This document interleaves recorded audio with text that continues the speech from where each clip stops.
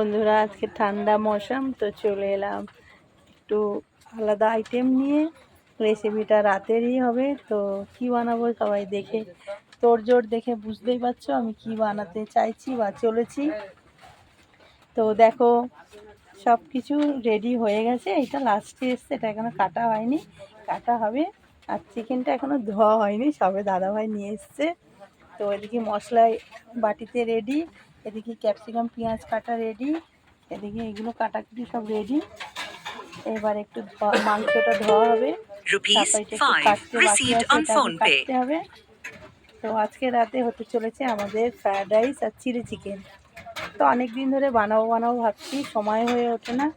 তো আজকের ঠান্ডা মৌসুম মনে হলো কি রাতে একটু বানাই, তো সেই হিসেবেই দাদাভাই বাজার করে নিয়ে চলে এসছে আর আমি রেডি করে ফেলেছি অলরেডি।